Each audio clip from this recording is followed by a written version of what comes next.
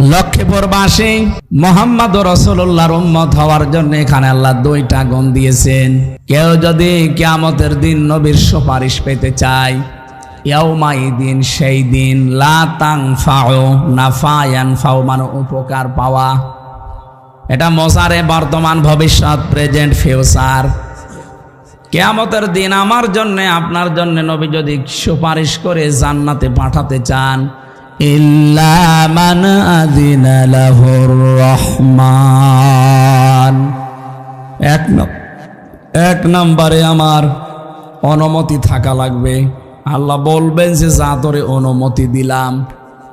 2 নম্বরে ওয়ারাদিয়াল্লাহু কাওলা, আমি যে কথাবার্তা বলি এ কথার উপরও আল্লাহর রাজি থাকা লাগবে। লক্ষ্মীপুরবাসী একটু খেয়াল করেন তো, আমি যে কথা বলি আমার এই কথার উপরে আল্লাহ রাজি আছে। আমি যে জীবন তৈরি করেছি আমার প্র্যাকটিক্যাল লাইফের উপরে আল্লাহ রাজি আছে। এই দুইটা শর্ত যারা মেনে চলতে পারবে কিয়ামতে তারা নবীর সুপারিশ পাবে। এখন আপনি ভাবেন আপনি এ পর্যন্ত যোগ্যতায় এসেছেন কিনা। আমি আকিজ গ্রুপের খতিব, বাংলাদেশে একটা নাম করা গ্রুপ, আকিজ গ্রুপের নাম শোনেন। এখন ওনার কাছে যেহেতু মালিকের সাথে থাকি, এজন্য অনেকে বলে আমার একটু সুপারিশ করে দিন যেন চাকরিটা হয়ে যায়, কারণ ওদের তো লক্ষ লক্ষ শ্রমিক। মালিক আমাকে নিজের ছোট ভাইয়ের মতো মনে করে। আমি যদি এই লোকটার জন্য সুপারিশ করে বলি যে স্যার একে নিয়ে নেন, এখন ওরে সার্কুলার দেওয়ার সময় দিয়েছে যে বিএ পাস লাগবে, ও ম্যাট্রিক ফেল। আমি না, আমার বাবা সুপারিশ করলেও নেবে, উনি নেবে বিএ পাস, আরো 4 বছর 5 বছরের অভিজ্ঞতা লাগবে ওই বিষয়ে। অত অভিজ্ঞতাই নেই, আবার ম্যাট্রিক ফেল করে বলছে এই আমার সার্টিফিকেট নেন। এখন কিয়ামতে নবী যদি আপনার জন্য আল্লাহর সামনে দাঁড়ায় যে এই লোকটাকে মাফ করা লাগবে, তে আপনার তো ওই মানদণ্ডে যাওয়া লাগবে। আপনি নবীর উম্মত হওয়ার জন্য কি জীবন গঠন করলেন। ফামা বাকাত আলাইহিমুস সামাউ ওয়াল আরদু ওয়া মা কানু মুনজারিন। রব্বুল আলামিন বলেন এমনও মানুষ দুনিয়া থেকে বিদায় নেয়, ওর জন্য আকাশেও কেউ কাঁদে না, জমিনেও কেউ কাঁদে না, ইন্না লিল্লাহ পড়ে না। আমি দেখেছি এই দেশ থেকে বহু মানুষ এখন বিদায় নিচ্ছে, তাদের জন্য আকাশ জমিন কাঁদা দূরের কথা, ইন্না লিল্লাহ কেউ পড়ছে না, খালি লেখছে আলহামদুলিল্লাহ। সাবেক অ্যাটর্নি জেনারেল মাহবুবে আলম, নাম শোনেননি? কোথায় বাড়ি, কোথায়? মুন্সিগঞ্জে। আমার রিমান্ডে 10 দিন এই লোকটা সম্পর্কে একই প্রশ্ন করেছিল আর অত্যাচার করেছিল। এর কারণে আমারে প্রতিদিন ওই মাটির নিচে নিয়ে যেয়ে বলতো আপনি কেন এই মাহবুবে আলম অ্যাটর্নি জেনারেল, এই লোকটা একটা ভালো মানুষ, তার নামে আপনি স্ট্যাটাস লিখেছিলেন যে ফেসবুকে আলহামদুলিল্লাহ। আমি বললাম আমি তো স্ট্যাটাস লিখতে পারি না, আর আমি লিখিও নাই, আমি শুধু লাইক দিয়েছিলাম। ভাই তো লাইক দিলেন কেন? তার মানে প্রমাণ করলেন যে আপনি এর পক্ষে। হ্যাঁ, আমি তো পক্ষে। কেন? এই লোকটা দেশের এত উপকার করছে, আমি কিসের উপকার করো? তো 12টা বাজিয়েছে। হাজারো আলেমদের নামে মিথ্যা তহমত দিয়ে সাক্ষী দেওয়া লাগে, দেখে দেখে আরো সাক্ষী দিয়েছে শুনি শুনি। জন্ম 75 সালে, সাক্ষী দিয়েছে 71 সালে। কথা বলে না কেন?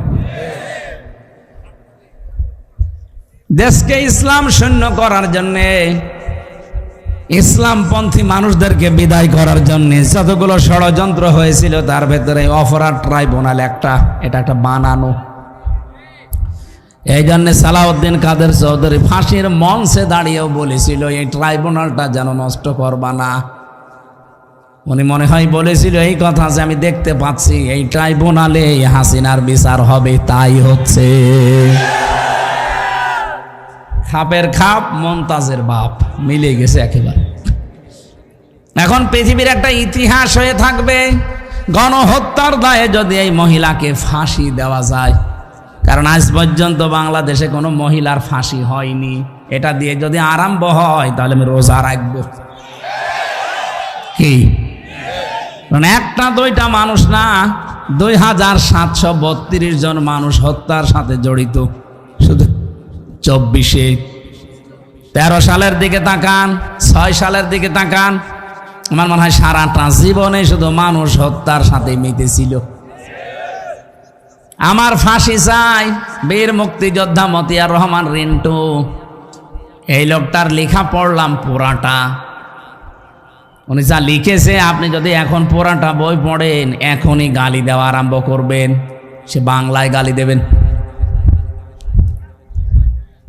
নিষিদ্ধ ছিল তো বইটা এতদিন, এখন খুলে দিয়েছে, প্রায় লোকই দেখছি কেনছে আর পড়ছে, ওদের মনোভাব পুরা পাল্টিয়ে যাচ্ছে। আজকেও সকালবেলা এই বইটা শুধু পড়ে একজন মজিব কোটে আগুন লাগিয়ে দিয়েছে। কি ভাই এটা করছেন? হ্যাঁ, আমি এতদিন জানতাম না যে এত মানুষ হত্যা করলে নাকি ওই দিন একটু আনন্দ পেত বেশি। উনি একটা মানুষ, একটা জীবন তৈরি করতে পারেন না, আর হত্যা করে আপনি উল্লাস করেন।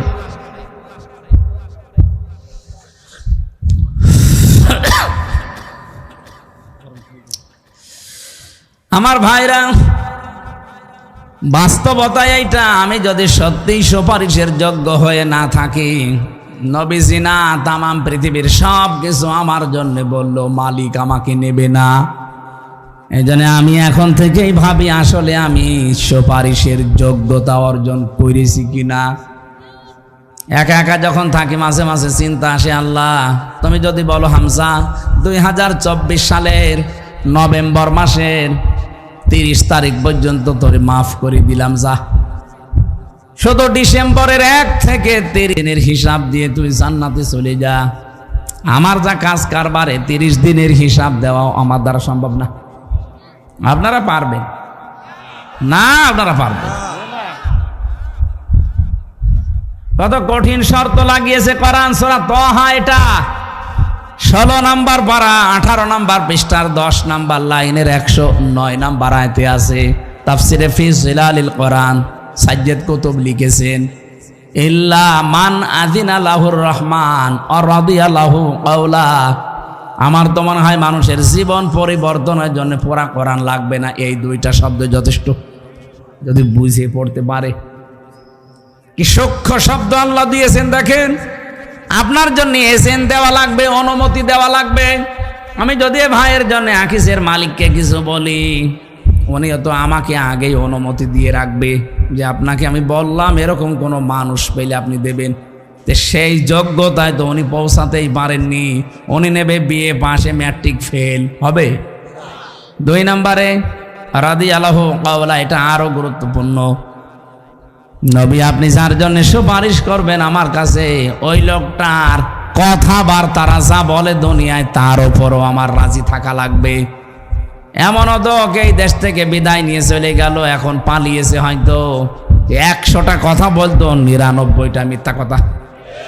বিশেষ করে হাসাও মাহমুদ, ওর জীবনে কোনো সত্য কথা আছে বলে আমার মনে হয় না। 2 নম্বরে কাওয়া কাকু, কথা বলছে না কেন? ও কাওয়া জীবনে একেবারে মরণের ঘর থেকে ঘুরে আসলো, মনে হল্লাম যে যাই হোক একটু বেঁচে গেছে, যখন আল্লাহ বিল্লাহ করবে, ওরে বাবা শয়তানি আরো বেড়ে গেছে। কথা বললেই শুধু মিথ্যা কথা বলে আর মানিয়ে বলে আন্দাজে। মাসুদ তুমি ভালো হয়ে যাও, তো ভালো হয়ে করবে কি? ওকে ভালো হতে দিয়েছেন আপনি? যেটা আমি দেখতে পেয়েছি, জেলখানায় না গেলে আমি অনেক কিছু জানতাম না। এদেশে 1628টা চেয়ার ছিল। কয়টা? 1628টা। মানে এই চেয়ার না, ওই যে ওই সমস্ত চেয়ারগুলো যেগুলোতে দেশ চালানো যায়, এই 1628টা চেয়ার যতদিন পর্যন্ত ভালো না হবে, এদের কথাবার্তারা যখন লাইন মতো না আসবে, ততদিন এই দেশ শান্ত হবে না।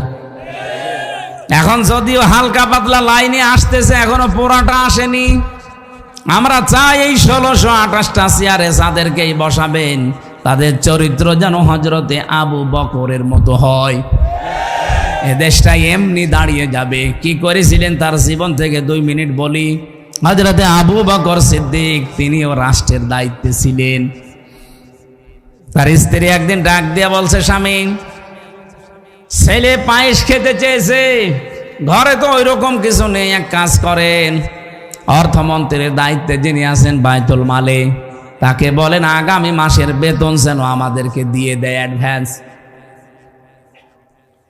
তিনি বললেন ঠিক আছে। অর্থমন্ত্রীকে বলেন, দেখো আগামী মাসের বেতন আমার লাগবে, অ্যাডভান্স দিয়ে দাও, সামনে মাসে আমার দেওয়া লাগবে না। অর্থমন্ত্রী ওই রকম, উনি ডাক দিলেন, খলিফা, আপনি যে আগামী মাস পর্যন্ত বাঁচবেন সেটা লিখে দেন, আর আগামী মাস পর্যন্ত জনগণ আপনাকে এই চেয়ারে বসিয়ে রাখবে, ওইটার গ্যারান্টি দেন। আপনাকে যে আমি আন্দাজে আগামী মাসের বেতন দেব, আমি কোন কারণে দেব? এরকম কথা যদি এই ডাইনির সামনে কেউ বলতো, ওর কল্লা থাকতো। কথা বলেন না কেন? বাড়িতে চলে গেলেন, স্ত্রীকে বলে, না, যে উদ্দেশ্যে গিয়েছিলাম পাইনি, যেভাবে আছে এভাবে চলো, পায়েস খাওয়া লাগবে না। কি মনে করেন আপনি এটা প্রেসিডেন্টের ছেলে পায়েস খাবে, টাকা নেই? আর আমাদের প্রেসিডেন্টের ছেলের এক এক মাসে নাকি কয়েক কোটি টাকা শুধু ফুর্তি করিয়ে উড়িয়ে বেড়ায়। এ পৃথিবীর একমাত্র বিজ্ঞানী যার কোনো আবিষ্কার নেই। হ্যাঁ, পৃথিবীর একটাই মাত্র বিজ্ঞানী আছে যার কোনো আবিষ্কার নেই। বিজ্ঞানী হতে হলে তা আবিষ্কার করে বিজ্ঞানী হওয়া লাগে। আর এমন এক বিজ্ঞানী আমরা পেয়েছি, জীবনে কোনো আবিষ্কার করেনি, নামে বিজ্ঞানী।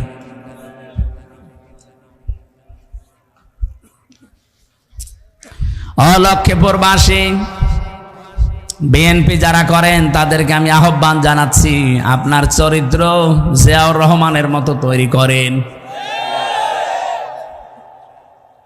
ভাঙ্গা বাক্স একটা প্রেসিডেন্ট, আপনি কোথায় আছেন?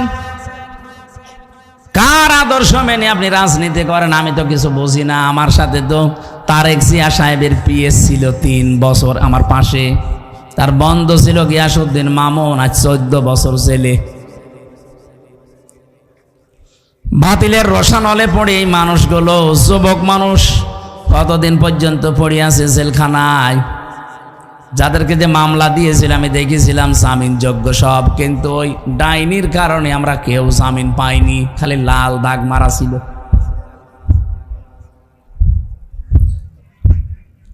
যারা আজ নাম ভাঙিয়ে চলতে চাচ্ছেন, না, আপনি কিন্তু মুনাফিকি করছেন আপনার নিজের সাথে। আপনার দলীয় আদর্শ যারে মানেন তার সাথে আপনি মুনাফিকি করছেন। জিয়াউর রহমানের জীবনী আমি পুরাটা পড়েছি, কই তার সাথে তো আপনার মিল পাই না। তার নিজের জামা ছোট হয়ে গেলে ছিঁড়ে কেটে তারেক রহমানের আর আরাফাতের জামা বানিয়ে দিত। আর আপনি কি দল করেন যে আপনার জামার অভাব হয় না? মানতে হলে যে লোকটা করেছে তার মতো করেন, আপনি দাম পাবেন। আজ পর্যন্ত বঙ্গবন্ধুকেও হত্যা করা হয়েছে, জিয়াউর রহমানকেও হত্যা করা হয়েছে, কিন্তু বঙ্গবন্ধুর নামে কেউ শহীদ বলে ডাকে না, অথচ জিয়ার নাম শুনলেই মানুষ বলে শহীদ জিয়া। এমনি বলে। আরাফাতের ময়দানে যান, লক্ষ লক্ষ হাজী সাহেবেরা তার জন্য অন্তত একবার হলেও দোয়া করে, কারণ মাথার উপরে যে ছায়াটা পায় ওই ছায়ার আবিষ্কারক জিয়াউর রহমান।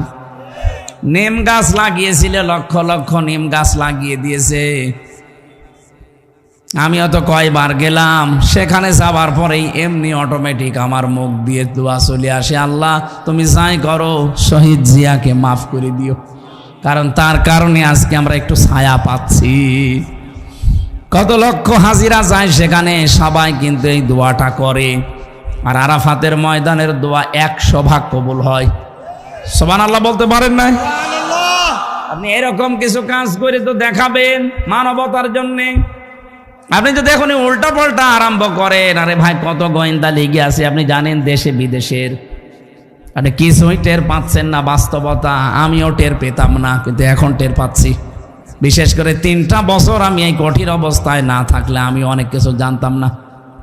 দুনিয়ায় গা ভাসিয়ে চলতাম, এখন দেখছি না, এই কুষ্টিয়া থেকে পর্যন্ত এসেছি, এটা আমার কপাল। আবার বাড়িতে ফিরে যাব, যদি সহিশুদ্ধভাবে ফিরে যেতে পারি এইটাও আমার কপাল। কত কিছু লাগানো আছে আমাদের পেছনে, প্রতিটি মানুষের পেছনে এটা লাগানো আছে। আমি ধরা পড়ার পরের দিন মাওলানা আমিরুল ইসলাম বেলালী সাতক্ষীরায় বাড়ি, আলেমদের সভাপতি ছিল ওই সময় মুফাসসির পরিষদের। উনি আমার বাড়িতে কল দিয়েছে, জিজ্ঞাসা করছে হামজাকে যদি খবর পাও তো বলবা এই কথাগুলো। ও শয়তানরা দেখছি সকালবেলা আমার এই রিমান্ডে এইগুলো দেখাচ্ছে। আশ্চর্য তো, কোথায় কে কোন নাম্বারে কল দিয়েছে সেটা পর্যন্ত সব রেকর্ড করা ছাড়া। আমি যদি একটু উল্টাপাল্টা মিথ্যা বলবো না, ওইগুলো আমার দেখি আগে। ওই সময় বলেছি, বসে বুঝেছিলাম যে কি অবস্থায় আছে আমরা। বিশেষ করে বাটন মোবাইলে যারা কথা বলে, এ বাটন মোবাইলে কথা বলা আর থানায় বসে বসে কথা বলা একই। বলে হোয়াটসঅ্যাপ রেকর্ড হয় না, কে বলেছে রেকর্ড হয় না? সবগুলো রেকর্ড হয়। এই জন্য গোয়েন্দা নজরদারিতে এলাকায় দেশের 18 কোটি মানুষে আছি, দেশি এবং বিদেশি। তাম দুনিয়ায় যে ভয়েস অফ আমেরিকা, মাইক্রোসফট, এগুলো সব খ্রিস্টানরা আর ইহুদিরা চালায়। আপনি দেখেছেন কি কি রিপোর্ট এখন বের করছে। ভারত এতদিন আমাদের পেছনে মিথ্যা তথ্য ছড়িয়েছে, প্রপাগান্ডা চালিয়েছে যে বাংলাদেশের সংখ্যালঘু নির্যাতন হয়, এটা দাহা মিথ্যা কথা। পৃথিবীতে এখন 257টা দেশ আছে, সবচাইতে বেশি সংখ্যালঘু নির্যাতনের তালিকায় আছে ভারত। আর যত মিথ্যা তথ্য ছড়ানো 1 নম্বরের তালিকায় ভয়েস অফ আমেরিকা দিয়েছে, এটাও ভারত। দেখেননি মলম সাংবাদিক এই হকার এরকম মিথ্যা কথা বলে। 3 দিন আগে পঞ্চগড় এবং মাগুরা থেকে 2 জন মহিলা গেছে তাদের হাতের চিকিৎসা করাবে। ওই মলমের ভাই আছে আর একজন বলছে, আপনি বলেন যে বাংলাদেশে আপনার মেয়েকে রেপ করা হয়েছে, ওই দেশে পূজা পার্বণ করা যাচ্ছে না, আমরা পালিয়ে চলে এসেছি, আপনি এটা বলেন, আমরা বিশ্ব মিডিয়ায় ছড়িয়ে দেই। মেয়েটা ওই রকম ডাক দিয়ে বলছে, কি বলেন আপনি? আগস্টের 5 তারিখের পর থেকে আজকের এই দিন পর্যন্ত সব চাইতে বড় নিরাপদে আছি আমরা হিন্দুরা। আর আমার মেয়েকে রেপ করা হয়েছে মানে মেয়েকে আমি নিয়ে এসেছি হাতের চিকিৎসা করার জন্যে। কি মিথ্যা তথ্য ছড়ান আপনারা! আপনাদের কারণে তো আমাদের হিন্দুদের বদনাম হয়ে যাচ্ছে। তাম দুনিয়া এখন কিন্তু সব বুঝে ফেলেছে, এজন্য সাবধান হবেন। ডোনাল্ড ট্রাম্প এটা মাত্র 7 দিন আগে একটা হুমকি অলরেডি দিয়ে দিয়েছে। কি কথা কিছু বোঝেন? কারণ 2 জন খ্রিস্টান যুবতী মেয়েকে ভারতের মাটিতে উলঙ্গ করে হাঁটিয়েছেন এই উগ্রপন্থী হিন্দুরা। ডোনাল্ড ট্রাম্প একজন খ্রিস্টান, সে সাথে মাতাল হলো, তাহলে ঠিক আছে, তার কিন্তু ইগোতে লেগেছে। সে অলরেডি ঘোষণা দিয়েছে জানুয়ারির 20 তারিখে আমার শপথটা নেওয়ার পরে দেখেন আমার মেয়েকে, আমার বোনকে, আমার মাকে যারা উলঙ্গ করে ঘুরিয়েছে রাস্তায় বিশ্ব রোডে, আমি তাদেরকে ছাড় দেব না। 16 লাখ ভারতীয় আছে, এগুলো সব ফেরত পাঠাবো। আমার মনে হয় দাদার এখন ধুতি খুলে যাবে, ওরা আমাদের চট্টগ্রাম নিয়ে নেবে। ওর নিজের দেশ এখন দেখ কি হয়। এমনি বর্ডারে আলু আর পেঁয়াজ পয়সে যাচ্ছে, এক কথা বলেন না কেন? তাম দুনিয়া এখন প্রচার হচ্ছে যে সবচাইতে বেশি মিথ্যা কথা বলে ভারত। নেন ঠেলা সামলান। আপনার চীনের সাথে আপনার মিল নেই, পাকিস্তানের সাথে সাপে নেওয়ালের সম্পর্ক, আফগান আপনাদেরকে দেখতে পারে না, মায়ানমার দেখতে পারে না, এই যে ভুটান দেখতে পারে না, মালদ্বীপ দেখতে পারে না, শ্রীলঙ্কা দেখতে পারে না। বাংলাদেশের সাথে হালকা মিল ছিল কন্যা যতদিন ছিল, কন্যা নেই আর মিল। কন্যা তো চলে গেছে স্বামী স্ত্রীর সম্পর্ক বলে, কিন্তু ওনার সাথে তো কন্যার বিয়ে জায়েজ নেই। কথা বলে না কেন? উনি একজন মুশরিক না, উনি কি মুসলমান? আর ওনার মুসলমানি দেওয়া আছে, মুসলমানি দেওয়া নেই, ওনার সাথে আমরা মেয়ে বিয়ে দেবো কোন কারণে? আর দাদার এখন যা বয়স, এ বয়সে যদি মুসলমানি দিতে চায়, ওই পাকা সওয়ালের মুসলমানি দেবে কোন হাজাম? যে হাজাম মুসলমানি দিতে যাবে, আগা কেটে যে গোড়া কেটে বাদ দিয়ে দেবে। ছাতা, ওর বিয়ে করার স্বাদ মিটে যাবে। আপনার চট্টগ্রাম নিয়ে নেবেন। আমিরে জামাত ডক্টর শফিকুর রহমান হাফিজাহুল্লাহ ঘোষণা দিয়েছেন না, এদেশের চট্টগ্রাম না, 1 ইঞ্চি না, হাফ ইঞ্চি জমিনের দিকে নিয়ে নেওয়া তো দূরের কথা, যদি কেউ চোখ তুলে তাকায় তার চোখ উপড়িয়ে ফেলা হবে ইনশাআল্লাহ।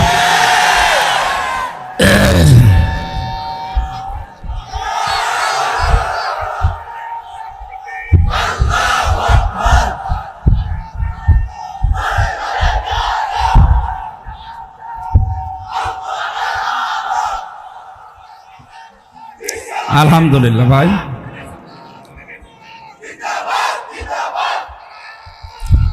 এই কথা বলতে দিন, সময় এমনিতেই চলে যাচ্ছে, কথা বলতে দিন। এটা আর আগস্টের 5 তারিখের আগে নেই, এ দেশ পাল্টিয়ে গেছে। এখন চলছে ডিসেম্বরের 30 তারিখ, কালকে রাতের পরে আমাদের শুরু হবে নতুন বছর। কিন্তু আমরা একটা সাবধান বাণী উচ্চারণ করছি। কুষ্টিয়াতে আজকে মাইকিং হয়েছে যে খ্রিস্টানদের দেওয়া, হিন্দুদের দেওয়া এই 31st নাইট উদযাপন করা মুসলমানের দেশে চলবে না। কুষ্টিয়াতে এমনি একটা সাংস্কৃতিক রাজধানী, সেটা সেখানে যদি ঘোষণা আসতে পারে এই নোয়াখালী, কুমিল্লা, ফেনী, চাঁদপুর, লক্ষ্মীপুর, এটা তো মুসলমানের আঁকড়া, আলেমদের জেলা এগুলো। আমরা সারা দেশে তাই জানি যে এটা আলেমদের শহর। এই কথা বলেন না কেন? আপনারাও নিষিদ্ধ করে দেবেন এই জেলায় যেন এই খ্রিস্টানদের কালচার পালন না হয়। অনেক যুবক কিন্তু এটা পালন করার জন্য টাকা পয়সা অনেকে গুছিয়েছে, ফুল দেবে প্রেমিকাকে। কিসের প্রেমিকা? বিয়ের আগে প্রেম করা জায়েজ আছে, খালি ফুল দেওয়া জায়েজ আছে। 31st নাইট এটা হিন্দুদের, খ্রিস্টানদের কালচার। আজকে তওবা করেন না, যা করেছিলাম আর সামনে কোনোদিন করব না। এই 4-5 জেলা তো আমার ধারণায় আসে না। আমরা এখান থেকে ইসলাম নিয়ে আমরা পালন করি। সারা বাংলাদেশের 64 জেলা জানে, কুমিল্লা, নোয়াখালী, ফেনী, চাঁদপুর আর লক্ষ্মীপুর, এই 4-5টা জেলা আলেমদের শহর। এখানে ইসলামের চর্চা বেশি হয়। ইসলাম কোন ইসলাম? এটা 31st নাইট পালন করা। ওদিন যদি পালন করতেই হয় রাত 12টার পরে তাহাজ্জুদে দাঁড়াবেন, অন্তত 4 রাকাত, 8 রাকাত, 12 রাকাত তাহাজ্জুদ পড়ে কঠিন একটা সেজদায় পড়ে থাকবেন আধা ঘন্টা 1 ঘন্টা। বলবেন, আল্লাহ বিগত জীবনে যাই করেছি অন্তত সামনের বছরটা আমি তোমার পথে চলতে চাই। এইটা 31st নাইট এইভাবে পালন করা যাবে না। ঠিক আছে, আলহামদুলিল্লাহ।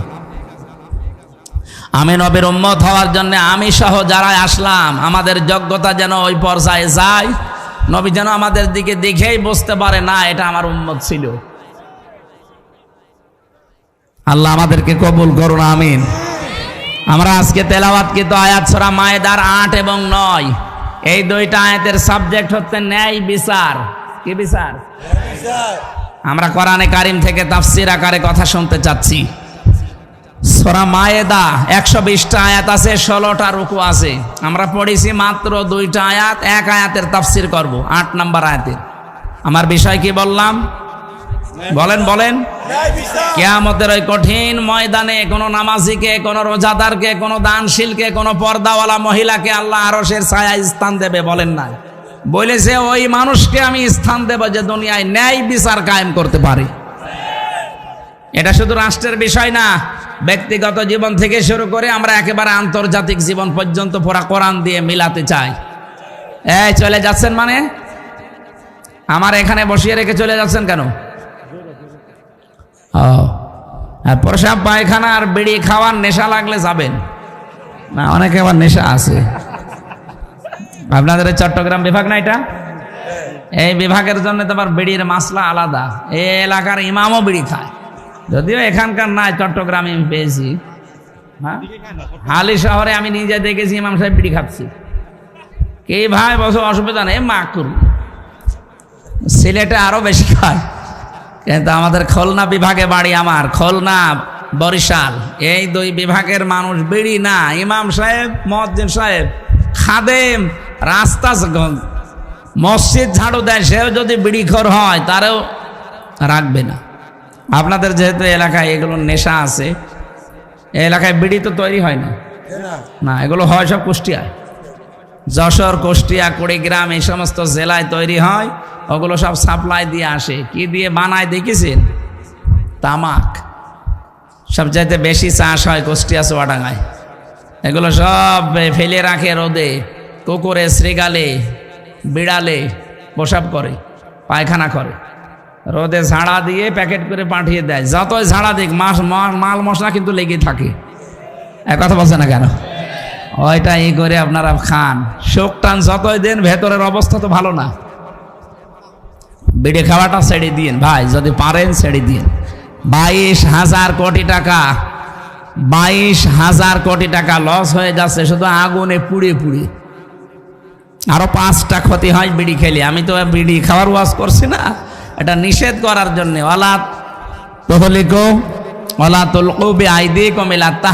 নিজেদেরকে নিজেরা ধ্বংস করে দিও না, এটা আত্মহত্যার শামিল। মানুষ মনে করে বিড়ি খেলে আর কি কয়েকটা জিনিস নষ্ট হয়ে যায় ভেতরে, আর আপনাকে আল্লাহ যা দিয়েছেন এগুলো সব আল্লাহর পক্ষ থেকে আমানত। একটা জিনিস আপনি নষ্ট করতে পারবেন না ইচ্ছা করে, কথা বলেন না কেন? সুতরাং এটা যারা খাচ্ছেন ছেড়ে দেবেন। আর যদি খুব বেশি নেশা লাগে, আজকের মতো খান, খেয়ে আবার তাড়াতাড়ি চলে আসবেন ইনশা। দেখলেন, ইনশাআল্লাহ বলছে, তার মানে এরা খাবে। এবার আমরা কোরআনে যাচ্ছি, নেন। আল্লাহ রাব্বুল আলামিন বলেন, ইয়া আইয়ুহাল্লাযীনা আমানু, ও হে যারা ঈমানের দাবি করো। ডাক দিয়েছেন আল্লাহ কাদের? আরো জোরে। এখানে আমরা যারা আছি সবাই কি ঈমানদার না বেঈমান? না না, আপনি আন্দাজে বললে হবে। সাহাবী প্রশ্ন করলেন, হে নবী, আমার ভেতরে যে ঈমান আছে আমি টের পাবো কি করে? নবীজি বললেন, ইদা সাররাতকা হাসানাতুকা ওয়া সাআতকা সাজ্জিআতুকা ফাআনতা মুকমিন। যখন তোমার ভালো কাজগুলো তোমাকে আনন্দ দেবে আর অন্যায় কাজগুলো তোমাকে কষ্ট দেবে, ভেতর থেকে একটা বাধা আসবে, প্রতিবন্ধকতা সৃষ্টি হবে, তখন বুঝবে তোমার ঈমান আছে। বাংলার মুসলমানেরা, আমাদের সবার কাছে কি ভালো কাজ ভালো লাগে? বলেন না কেন? অন্যায় কাজ অন্যায় মনে হয়। এই যে মোবাইলের ভেতরে যাদের এমন এমন দৃশ্য আছে, সিনেমা আছে, নভেল, নাটক আছে, যেগুলো নিজে দেখলে আনন্দ পান, অন্য কেউ দেখলে আপনার লজ্জা লাগে, এরকম কোন দৃশ্য যদি থাকে এই মুহূর্তে ডিলিট করা লাগবে। যাই আছে নিজে দেখলে ভালো লাগে, অন্য কেউ দেখলে আপনার লজ্জা লাগে, শরম লাগে, এইটাই কিন্তু গুনার কাজ। কথা বলেন না কেন? এরকম কোন দৃশ্য নেই মোবাইলে? এখনই ডিলিট করেন, তারপরে ওয়াজ শুরু করছি। নেন, কারা কারা ডিলিট করবেন হাত তোলেন তো, কলেন, হাত তোলেন। হ্যাঁ, দাঁড়িয়েলা ভাই, দেখি মোবাইল, দেখি কি আছে আপনার। ওই যে আপনার পাশেরটা, কি আছে? কি কিছুই নেই, কিছুই নেই। আলহামদুলিল্লাহ, এলাকা ভালো আছে। তাহলে নবীজির হাদিস অনুযায়ী ঈমান আমাদের আছে কিনা, এটা একটা থার্মোমিটার। যখন ভালো কাজগুলো আপনার ভালো লাগবে, অন্যায় দেখলে আপনার ভেতর থেকে একটা বাধা আসবে, কষ্ট লাগবে, তখন বুঝবেন আপনার ঈমান আছে। কি কথা বলেন না কেন? এই ঈমানদারকে আল্লাহ ডাক দিয়ে জানিয়েছেন, কোন তোমরা হয়ে যাও কাওয়ামিনা লিল্লাহ শুহাদা বিল কিসত। এক নম্বরে তোমরা আল্লাহর জন্যে দাঁড়িয়ে যাও, সত্যের সাক্ষ্য দেওয়ার জন্যে। ন্যায় বিচার কায়েম করা এবং সত্যের সাক্ষ্য, এই দুইটার জন্য তোমরা দাঁড়াও। এ ঘোষণাকার বাংলার ইমানদারেরা, দলমত নির্বিশেষে আজকে আমাদেরকে দাঁড়াতে হবে ন্যায় বিচার কায়েমের জন্যে আর সত্য সাক্ষ্য দেওয়ার জন্যে। আল্লাহ রাব্বুল আলামিন বলেন, ওয়ালা ইয়াজরিমান্নাকুম শানানু কওমিন। ওরা কোরআন শরীফে যত আয়াত আমি তাফসীর পড়েছি, এইটা আমার কাছে সবচাইতে ভয়ের আয়াত। আপনি হয়তো এখনো বোঝেননি আল্লাহর বক্তব্যটা। ওয়ালা ইয়াজরিমান্নাকুম শানানু কওমিন। কোন ব্যক্তি, কোন দল, কোন গোষ্ঠী কোন জাতি তাদের উপরে রাগান্বিত হয়ে তাদের উপরে যেন অবিচার করবা না। হিংসার বশবর্তী হয়ে কোন ব্যক্তি, কোন পরিবার, কোন সমাজ, কোন দল, কোন জাতি, কোন গোষ্ঠী এদের উপরে হিংসার বশবর্তী হয়ে রাগ করে কোন অবিচার চাপিয়ে দিবা না, এ ঘোষণা কার? অথচ আমি আমার মনে হয় এই 54 বছরে এইটাই দেখতে পাচ্ছি। একটা লোকের উপরে রাগ আছে, রাগ তুলতে গিয়ে ন্যায় বিচার না অবিচারের একেবারে সর্বশেষ জায়গায় পৌঁছিয়ে যাচ্ছে। এই আয়াতটা কিয়ামতে অনেকের বিরুদ্ধে দাঁড়াবে আমার মনে হয়। বিশেষ করে এই যে মহিলা নিজের রাগকে কন্ট্রোল করতে না পেরে একটা মানুষের উপরে, একটা ব্যক্তির উপরে, একটা দলের উপরে রাগ করে তাদেরকে শেষ করে দেওয়ার জন্য অবিচারের একেবারে শেষ পর্যায়ে চলে গেছে। আরে ভাই, আমার নামে যদি কেউ রাজাকারের মামলা দেয়, এটা শয়তানও বিশ্বাস করবে? ওসি আমারে ডাক দিয়ে বলছে, হুজুর আপনি আসেন না কেন? আমাদের কাছে নির্ভরযোগ্য সূত্রে খবর এসেছে যে আপনি রাজাকার। আমি বললাম যে ভাই আপনি আমারে দেখেছেন কোনোদিন সরাসরি? বলছে না, আমি একটা হিন্দু মানুষ। তো আপনি একটা হিন্দু মানুষ, আমাকে তো দেখেননি সরাসরি, কোন কারণে এটা বলেন? বলে সকালবেলায় এসেছিল কয়েকজন জব্বার পাগড়ি মাথায় দিয়ে, তারা এসে বলল আপনি নাকি কুষ্টিয়ার চিহ্নিত রাজাকার। বললাম আমার বয়স এখন 33 বছর, আমার 92 সালে জন্ম। আমার বাবা ওই সময় হয়েছে কিনা আল্লাহ ভালো জানে।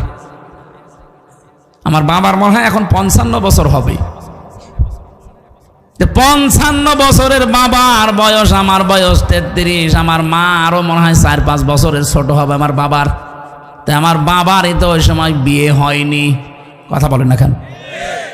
আমার বাবার তো অন্তত ওই সময় বিয়ে হলেও আমার মায়ের ওই সময়, আমার বাবার সাথে বিয়ে না হলে আমি কিভাবে হলাম দুনিয়ায়? আপনি কি কারণে এগুলো করছেন আমাকে একটু বলেন তো। আমি নিজে করতে চাইনি, আমাকে দিয়ে করাচ্ছে মাইজ ভান্ডারের কিছু লোক। মানে এবারে বুঝলাম যে হ্যাঁ, ওদের আঘাত লেগেছে কোন জায়গায়। তার কিছুদিন আমি সূরা ফুরকানের 68 নাম্বার আয়াতের একটা ব্যাখ্যা বলেছিলাম, ওটা নাকি ওদের বিরুদ্ধে গেছে। ওয়াল্লাযীনা লা ইয়াদউনা মা'আল্লাহি ইলাহান আখার। রাব্বুল আলামিন বলেন সাবধান, আল্লাহকে যারা ডাকো তার সাথে অন্য কাউকে জুড়ে দিবা না। এই কথা বুঝতেছেন? আল্লাহকে যারা ডাকে তার সাথে অন্য কাউকে যারা ডাকবে, ইউদাফ লাহুল আযাব, তাদের শাস্তি ডবল হবে। কয়টা? আরো জোরে। অথচ যে কুমিল্লা, ব্রাহ্মণবাড়িয়া, চাঁদপুর এই সমস্ত জেলাতে আমরা দেখি জিকির করে আল্লাহর, কিছুক্ষণ পরে ইয়ালি বাবা, কেল্লা বাবা, ফতে বাবা।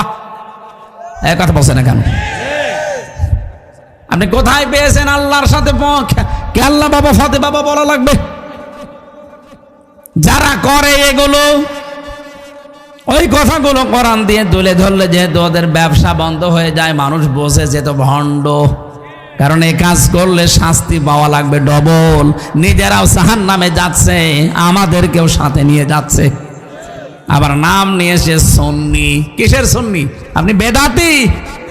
কারণ ইসলামের ভেতরে নতুন একটা জিনিস আবিষ্কার করেছেন, কেল্লা বাবা, ফতে বাবা, শালি বাবা, দয়াল বাবা। এক কথা বলছে না কেন?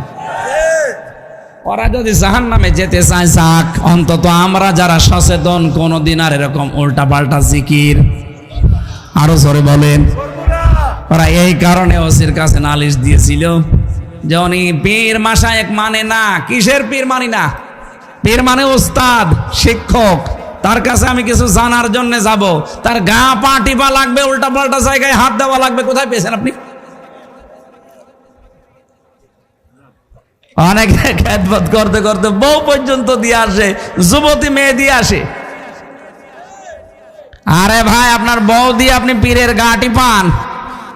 আল্লাহর ওলি মনে করি।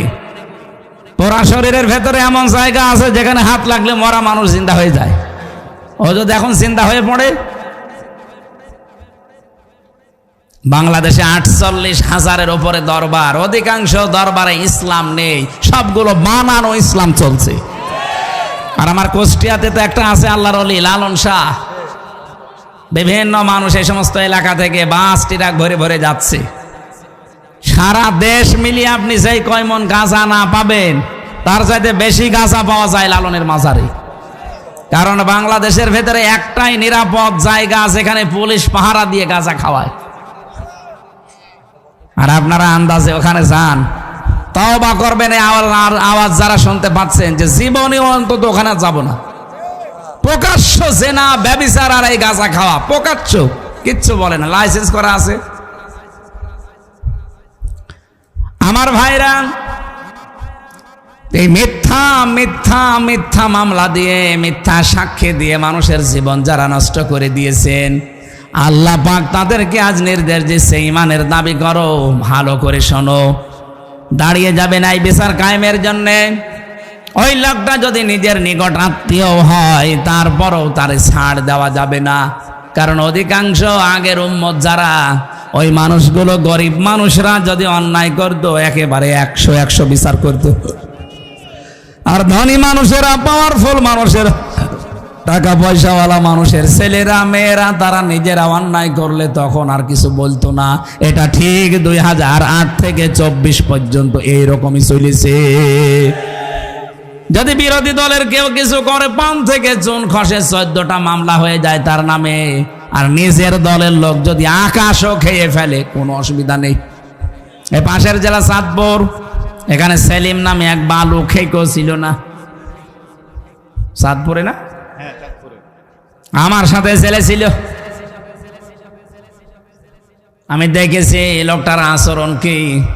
ওখানে যে মানুষগুলো কয়েদি আছে তাদেরকে পর্যন্ত পিটাতে যেত। কোথায় আছে এখন জানি না, মনে হয় বের হয়েছে, মরে গেছে। ও, গণপিটুনিতে মরেছে, আলহামদুলিল্লাহ।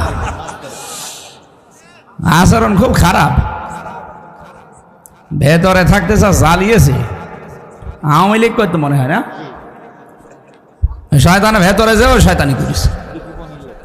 হ্যাঁ, আল্লাহর ওলির লোক হবে। আমার ভাইরা, আমার আয়াতের মূল কথায় যাচ্ছে, আমরা আজকে থেকে যে যা করুক, আমরা দাঁড়িয়ে যাব সত্য প্রতিষ্ঠা করার জন্যে। আরে পৃথিবীতে সব চাইতে বড় সত্য হচ্ছে আমার আল্লাহর কোরআন। এটা প্রতিষ্ঠার জন্য আপনাকে দাঁড়াতে হবে। কেউ না থাক, আমি একাই দাঁড়িয়ে যাব। এটা কার জন্য দাঁড়াবো? আল্লাহ বলেছেন লিল্লাহি, আমি আল্লাহর জন্য দাঁড়াবি। আপনি তাকান তো নবীজির জীবনের দিকে, তামাম দুনিয়া একদিকে আর বিশ্ব নবী একা একদিকে। কি কেউ গাছ পূজা, কেউ মাছ পূজা, কেউ আগুন পূজা, কেউ দুর্গা পূজা, কেউ দর্গা পূজা নিয়ে ব্যস্ত ছিল। আর নবীজি পুরা একা দাঁড়িয়ে বলেছেন লা ইলাহা ইল্লাল্লাহ, আমি কাউকে মানি না, যিনি সত্য ইলাহ আমি তাকে মানি। কারণ আমি দাঁড়িয়েছি কোন কওয়ামিন লিল্লাহ, আমি আল্লাহর জন্য দাঁড়িয়েছি। বাংলার মুসলমানেরা এই আয়াত আমি 100% বিশ্বাস করি।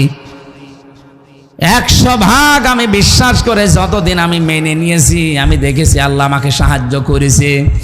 সেই 13 সালে একবার, 11 সালে একবার আমাকে গ্রেফতার করেছিল এই আয়াতটার কারণে। কোরআনে কারিমের এই আয়াত ব্যাখ্যা করছিলাম ওই সময়। ইয়া আইয়ুহার রাসূল বাল্লিগ মা উনজিলা ইলাইকা মির রাব্বিক, হে রাসূল, আপনাকে আমি যা নাজিল করেছি ওটা মানুষের কাছে প্রচার করেন।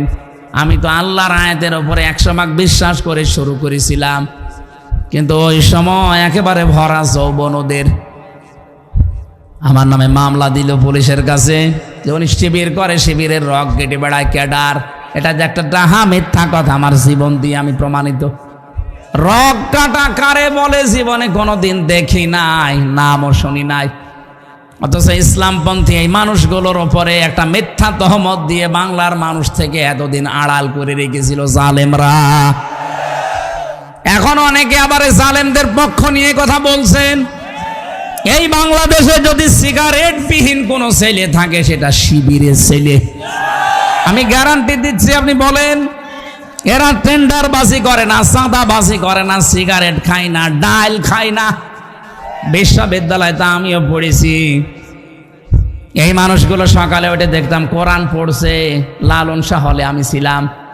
আর অন্য দলের ছেলেদেরকে দেখেছি সকালে উঠে কলি করছে লাল পানি দিয়ে। লাল পানি বোঝেন? আমার এই চোখ দিয়ে দেখেছি মাস্টার্সে ক্লাস নিচ্ছে, মাস্টার্সে ক্লাস নিচ্ছে। এই কে কমনে তাকান আপনি? আমি ইশারা দিচ্ছি না, বললাম লাগবে না।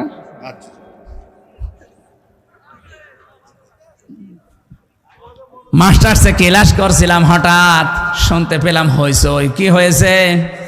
পরে শুনলাম যে এক শিক্ষককে জুতা দিয়ে পিটিয়েছে মাস্টার্সের এক ছেলে। স্যার বলছে যে বাবা আমারে ছেড়ে দিয়ে, আমি জীবনে আর ক্লাসে আসবো না। বলছে না, বাংলায় উচ্চারণ করলাম না। বলছে শালা তোরি আমি মেরেই ফেলবো। পড়ে কিসে? মাস্টার্সে। আমি এই চোখে এইটাও দেখেছি, শিক্ষক অজু করছে, ছাত্র পায়ে পানি ঢেলে দিচ্ছে। ছাত্র পায়ে পানি ঢেলে পরিষ্কার হয় না, নিজের হাত দিয়ে পরিষ্কার করে দিয়েছে, অথচ বয়স 7 বছর।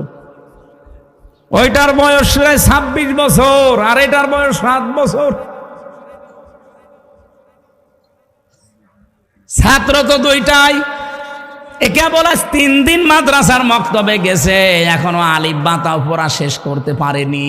তার আচরণ দেখেছেন। আর ওটা মাস্টার শেষ করে কালকে ডিসি হবে, এসপি হবে, টিএনও হবে, ওসি হবে। সে শিক্ষককে গালি দিয়ে পিটাচ্ছে। একটাই কারণ, এর ভেতরে কোরআন আছে আর ওর ভেতরে কোরআনের আলো নেই। এটা মানুষ হচ্ছে আর ওটা জানোয়ার অলরেডি হয়ে গেছে। রকগাটার নাম আজ মুসলমানদের ইসলামপন্থীদের ভেতরে লাগিয়ে দিয়েছে জালেমরা। এই কারণে মানুষ যেন এদের কাছে না আসে। একটা মানুষের রগ কেটে দেওয়া, এর মতো মানবতা বিরোধী অপরাধার আছে। এদের ভেতরে আমার ভিডিও আছে। আজকে আসার সময়ও দেখছিলাম। 5 আগস্টের এই দিনে একটা ছেলে হেঁটে যাচ্ছে আর একজন তরবারি নিয়ে এক কোপে তার হাতের ওপরে। দেখেন নিয়ে ভিডিওটা? আপনি বলেন তো এটা মানুষ বলা যায়? জীবিত মানুষকে আপনি কোপ দিচ্ছেন। বিশ্বজিৎ হত্যার যে মামলার আসামি প্রধান আমার সাথে জেলখানায় ছিল, আমাদের মাঝে মাঝে এসে কান্নাকাটি করত যে জীবনে ভুল করে ফেলেছি, কি করলাম। একটা হিন্দু ও বারবার আমাকে বলছিল যে ভাই কিসের জামাত, কিসের শিবির, আমি তো মুসলমানই না। আপনার যদি বিশ্বাস না হয় আমার কাপড় খুলে দেখেন। তারপরও আমরা তাকে ছাড়ি নাই, কোপ দিয়ে শেষ করে দিয়েছি। অথচ আজ আমি কি করলাম? 30 বছর আমার জেল। কত? 30টা বছর আমার জেল খাটা লাগবে। আমার মা বাবা আমার আর খোঁজ নেয় না। আমার দলীয় লোকও কোনো পরিচয় আর নেই আমাদের সাথে। জেলখানায় একটা টাকাও কেউ পাঠায় না। মানবেতর জীবন যাপন এখন উল্টাপাল্টা করে চলা লাগে। কার ইশারায় কি করছেন আপনি? একবার 4 দেওয়ালের মাঝে যান, কোনো মহারতে আপনাকে বাঁচাবে না। এজন্য নিজের চরকায় নিজে তেল দেন, নিজে ভালো হয়ে যান। উল্টা পাল্টা কাজ করে যদি সত্যি ধরা পড়েন, মনে করছেন আমার অমুক বাবা আছে, বাঁচাবে। কিসের বাবা? গোয়েন্দা রিপোর্ট কিন্তু খুব খারাপ আসতেছে সামনে। আমি আজকেও একেবারে সর্বোচ্চ পর্যায়ে একজনের সাথে কথা বলেছি। উনি বলছে আমরা খুব পর্যবেক্ষণে রেখেছি একেবারে সারা দেশটা, দেখতে চাচ্ছি কে কেমন কাজ করে। আপনারা যা করছেন সতর্ক করলাম, এরপরও যদি আপনি না থামেন আপনার অবস্থাও জালেমদের মতোই হবে। সত্যের সাক্ষ্য দেওয়ার জন্য যারাই দাঁড়িয়ে যায়, পৃথিবীর ইতিহাস বলছে এই মানুষগুলোর শত্রু বেড়ে যায়। আরে ভাই, আমিও যদি কোরআনে কারিমের দাওয়াত ওই সেই 13 সাল থেকে 11 সাল থেকে শুরু করতাম, বাবা কাঁদো কাঁদো, আমিও কাঁদতাম, আপনারাও কাঁদতেন, কেঁদে কেটে শেষ হয়ে যেতাম না, কিছুই হতো না। আমি কোরআন যেই দিন বুঝেছি সেদিন দেখেছি আল্লাহু ইয়াসিমুকা মিনান নাস। হে নবী, যদি কোরআনে কারিম সঠিকভাবে প্রচার করেন, বিপদ আপদ যদি আসে আমি আল্লাহ আপনাকে বাঁচাবো। ইয়াসিমু এটা মোসারে, বর্তমান ভবিষ্যৎ, প্রেজেন্ট ফিউচার, শুধু আপনাকে না, কিয়ামত পর্যন্ত। কিয়ামত পর্যন্ত এই আয়াতটা কোরআনে থাকবে, যেহেতু ভবিষ্যৎ আছে এর ভেতরে। কিয়ামত পর্যন্ত আপনার মতো বিশ্বাস নিয়ে যারা কোরআন প্রচার করবে, আল্লাহর জন্য যারা সত্যের সাক্ষ্য দেওয়ার জন্য দাঁড়িয়ে যাবে, আমি আল্লাহ নিজে তাদেরকে বাঁচাবো। আল্লাহ আমারে প্রথম ওই 11 সালে বাঁচিয়েছেন, নাই তো ওই সময় যে গেড়া কলে ফেলে দিয়েছিল সালেমরা, আমার তো বের হওয়ারই কথা না। অথচ সেই লোকটা ছেলে দিয়েছে। আমি একেবারে এই যে কোরআন সামনে নিয়ে বলছি, তার 2টা মেয়ে তার 3 দিনের ভেতরে পালিয়ে চলে গেছে। সে এখন নিজেও পাগলের মতো। পরবর্তীতে বড় বাজারের ওই এলাকায় যেদিন গিয়েছিলাম জেল থেকে বের হয়ে, দেখি এসে বলছে যে হুজুর, এই যে সেই লোকটা যে আপনার নামে মিথ্যা মামলা দিয়ে এরকম সাজা লাগিয়েছিল, যেহেতু ক্ষমতায় আছে, দেখেন ওর অবস্থা, ওর 2টা মেয়ে পালিয়ে চলে গেছে, ওর আর মুখ নেই, ও এখন নিজেই পাগলের মতো, ওর বোর মাথাও খারাপ হয়ে গেছে ওই মেয়েদের শোকে। তাও 2টা মেয়ে চলে গেছে ভালো জায়গায় না, 2টাই গেছে নেশাখোরের সাথে। এই জন্যে বউটা পাগল, ও নিজেও এখন পাগল হয়ে দেখেন হাফ প্যান্ট পরে দাঁড়িয়ে আছে, খালি নাচে এইভাবে। বললাম এটা আমার জন্যে না, এটা কোরআনে কারিমে বাধা দেওয়ার ফল। আপনি আজকে দেখেছেন ভিডিওতে, কোন দেশে যেন ফ্রান্সে না কোথায় কোরআনের কারিমের উপরে লাথি মারছে, কোরআনের পৃষ্ঠাগুলো ছিঁড়ে ছিঁড়ে পায়খানা সে হাতে মুছতেছে। এই জন্য আল্লাহ সরাসরি সামনাসামনি তারে ধরেছে, মুখটা করে দিয়েছে সাপের মতো, আর পা ফুলে সেরকম বালিশের মতো হয়েছে। দুনিয়াতে যারা সত্যের সাক্ষ্য দেওয়ার জন্য দাঁড়ায় তাদের বাঁচাবে কে? তাদের বিরুদ্ধে কেউ দাঁড়ালে তাদের ধ্বংস করবে কে? এজন্য কোনো ব্যক্তি, কোনো গোষ্ঠী, কোনো দলের উপরে রাগ করতে গিয়ে আপনি যেন অবিচার করে না ফেলেন। এই জন্য তো বারবার আমরা সাবধান হচ্ছি, যে যতটুকু অপরাধ করেছে তার শাস্তি দেন, তার শাস্তি যেন অন্য কেউ না পায়। ন্যায় বিচার কায়েম করো। হুয়া আকরাবুল তাকওয়া, এইটাই হচ্ছে দুনিয়ায় তাকওয়ার নিকটবর্তী জায়গা। আমরা মনে করি তাকওয়া মানে বিশাল জব্বা গায়ে দিয়ে, পাগড়ি মাথায় দিয়ে, হাতে তসবিহ নিয়ে শুধু সুবহানাল্লাহ পড়া। কে বলিত আপনাকে?